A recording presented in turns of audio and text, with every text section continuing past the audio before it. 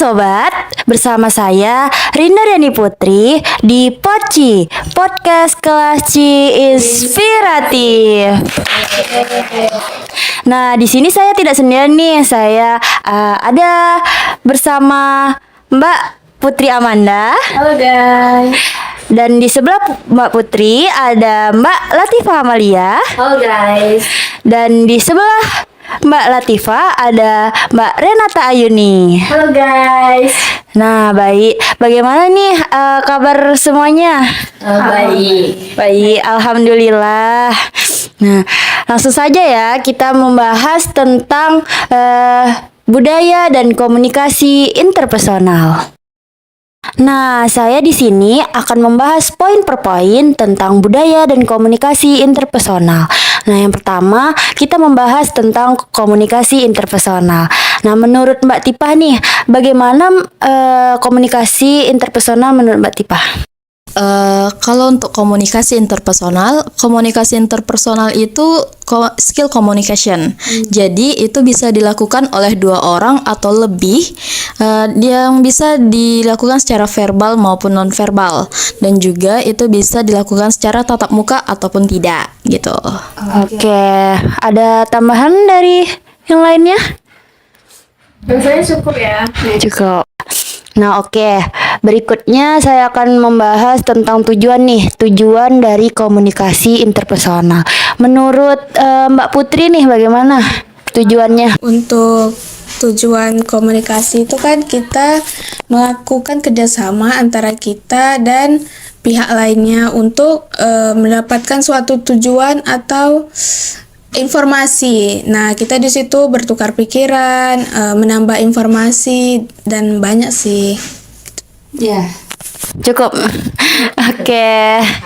Nah, oke, baik. Selanjutnya saya akan membahas tentang ciri-ciri komunikasi interpersonal. Menurut Mbak Renata nih, bagaimana? Oke, kalau membahas tentang ciri-ciri ya, ada beberapa ciri-ciri dari komunikasi ini. Yang pertama itu ada kayak segi bahasa formal dan informal sendiri gitu. Kayak formal itu kan kayak secara bahasanya itu kayak apa ya? Apa itu namanya? Lebih ke situasi. Lebih baku gitu. Kalau secara informal itu kan kayak kita komunikasi sekarang kan kayak santai. Iya, betul. Kayak biasa aja gitu. Sama keluarga, sama teman, sama orang yang sengaja tidak terkenal gitu. Kayak gitulah. Dan yang kedua tuh ada bersifat terbuka dan komunikatif gitu. Dan yang ketiga itu ada pesan yang dimiliki dua arah gitu ya. Kalau kayak kita ngobrol tuh kan perlu yang namanya komunikasi ya kan. Kalau kita nggak ada yang namanya komunikasi apa namanya, lawan bicara gitu, chemistry gitu kan. Jadi kita tuh kayak nggak enak, nggak nyambung ceritanya gitu. Dan yang terakhir itu ada yang bersifat kayak media sosial gitu, kayak ada yang bisa lewat WhatsApp, Instagram, banyak lah kalau dari segi ini Ciri-ciri ya. cirinya gitu. Oke, baik. Berarti ada berapa tuh? Ada empat ya, empat. Oke. Nah, jadi kesimpulannya nih, dari komunikasi interpersonal itu berarti komunikasi yang saling bertatap muka antara dua orang atau lebih, yang secara langsung berhadapan di suatu tempat gitu. Nah, kemudian mempunyai tujuannya seperti apa tadi? Nah, kita mendapatkan informasi, terus kita bertukar pikiran. Mendapatkan informasi dan bertukar pikiran. Nah, begitu. Kemudian ada ciri-cirinya tuh seperti ada bersifat formal. Formal nih seperti kita berbicara kepada orang yang lebih dikatakan seperti kita berbicara dengan dosen atau orang-orang penting lainnya. Itu menggunakan kata-kata baku atau kata-kata sopan gitu. Nah, seperti itu. Nah, baik. Di sini saya akan membahas tentang faktor pendukung komunikasi interpersonal. Menurut Mbak Putri, bagaimana faktor pendukungnya nih? Apa saja?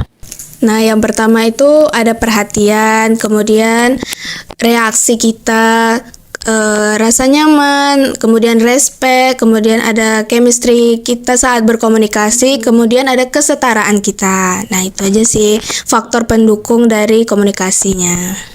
Nah, baik, itu berarti ya faktor pendukung dari komunikasi interpersonal. Nah, di sini saya akan melanjutkan tentang budaya nih. Nah, jadi menurut Mbak Putri tuh budaya sendiri tuh bagaimana? Nah, budaya itu cara hidup kita yang terus berkembang mulai dari generasi ke generasi. Nah, contohnya itu kayak adat istiadat, kemudian karya seni, itu sih. Oke, baik. Nah, di sini saya akan membahas tentang karakteristik dari budaya dan komunikasi interpersonal. Nah, menurut Mbak Renata, bagaimana karakteristik dari kedua materi tersebut? Kalau menurut saya, kan budaya ini banyak ya, jadi bahasanya tuh berbeda-beda, banyak juga ragamnya gitu kan. Jadi kalau menurut saya tuh di situ kita juga dapat belajar gitu. Oh, bahwa bahasa Jawa logatnya kayak gini ya, cara ngomongnya kayak gini ya gitu. Jadi kayak gak ada yang saling ejek-ejekan, berarti kita saling belajar lah satu sama lain gitu. Seperti itu. Oke, baik. Nah, kan di dalam karakteristik budaya dan komunikasi interpersonal itu merupakan timbal balik ya, timbal balik antara budaya dan komunikasi, komunikasi dan budaya. Nah, pastinya mempunyai contoh kasus gitu. Nah, menurut Mbak Tipah nih contohnya seperti apa nih? Kalau untuk contoh kasus ya, misalnya kan kita bisa nih dari dua orang, yang satunya itu misalnya dari suku Batak, habis itu yang satu orang lagi misal dari suku Sunda, jadi memiliki karakteristik yang berbeda. Nah, dari Batak mungkin dia dengan suara dia yang keras, cara nadanya yang seperti lebih kayak, kalau misalnya dari orang Sunda mendengar kayak ya apa ya, kasar gitu. Jadi kalau orang Sunda yang lemah lembut atau apa ya gitu. Jadi dari dua orang yang berbicara ini itu bisa melatar belakangi bagaimana identitas dari budaya mereka. Jadi dengan komunikasilah kita dapat berbudaya, dan dengan budayalah kita dapat berkomunikasi. Cukup segitu aja ya. Seperti itu contoh kasusnya. Oke, baik. Nah, jadinya dari budaya ini sendiri sangat beragam gitu, sangat banyak gitu ragamnya.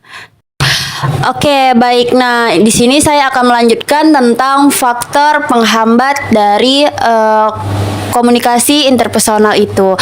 Nah, menurut Mbak Renata nih, bagaimana penghambatnya? Apa saja penghambatnya? Penghambatnya ya, itu dari bahasa lah paling utamanya kan. Dan terus tuh ada kesalahpahaman nonverbal, kayak cara ngomongnya, cara mimik mukanya gitu. Ada yang orang mimik mukanya tuh kayak galak banget, tapi ternyata tuh kayak dia biasa aja gitu. Tapi tanggapan kita yang lihat cara sisi pandang kita, ini galak banget ya gitu. Padahal tuh dia biasa aja gitu ya kan. Iya, kira-kira seperti itu dari faktor penghambatnya ya. Penghambatnya ya, faktor penghambat berarti dari muka, dari mimik muka, mimik wajah, tubuh itu. Tubuhnya dia berbicara, nada, intonasinya gitu. Oke. Nah, oke, baik. Nah, di sini saya ada sesi pertanyaan nih. Ada beberapa pertanyaan untuk mbak-mbak yang ada di sini. Oke, baik. Nah, pertanyaan pertama ini mengenai tentang pengaruh nih. Nah, menurut Mbak Putri nih, bagaimana cara budaya mempengaruhi komunikasi satu sama lain? Nah, seperti yang Renata jelaskan tadi kan ada faktor penghambatnya. Nah, itu sama sih sebenarnya. Bisa dari segi bahasa. Nah, setiap budaya itu kan kita tuh berbeda bahasa. Nah, dialek kita tuh pasti berbeda. Nah, yang kedua itu ada norma dan etika. Di dalam budaya itu ada namanya kita harus berbicara, ada beberapa tingkatan tuh. Misalnya kita harus berbicara yang lebih tua dengan Yang sopan gitu lebih ya. sopan, ada tingkatannya. Itu contohnya seperti budaya Sunda. Iya. Kalau misalnya kan boleh nih nambahkan Iya, sedikit. Boleh nih nambahkan sedikit. Boleh. Kalau misalnya kan budaya Sunda tuh, di situ ada 3 tingkatan dalam kita berbicara. Misalnya tuh tingkatan yang pertama kita bicara secara halus, tingkatan kedua itu tengah-tengah lah, yang tingkatan ketiga yaitu bicara secara kasar. Jadi kalau misalnya yang halus itu diperuntukkan kita misalnya yang muda berbicara kepada yang tua, dan yang tengah-tengah yaitu kita berbicara dengan seusia kita, kayak kita berbicara sekarang. Dan untuk yang kasar mungkin bisa lebih tepatnya kayak ke orang yang bawah, tapi masih sebenarnya bukan kasar tapi mungkin berbeda gitu. Seperti itulah. Oke, baik. Berarti sangat banyak lah gitu ya. Nah, pertanyaan kedua nih untuk Mbak Tipah tentang peran teknologi. Nah, apa nih peran teknologi dalam mempengaruhi budaya dan komunikasi modern saat ini? Berbicara tentang berbicara tentang peran teknologi nih. Peran teknologi kalau sekarang nih kan kayak semakin modern ya. Apalagi kita tuh banyak budaya di kita nih.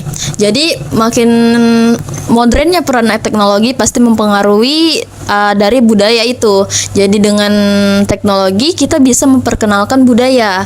Misalnya dari kayak kemajuan kayak pembuatan konten video, kita bisa memperkenalkan budaya dari situ.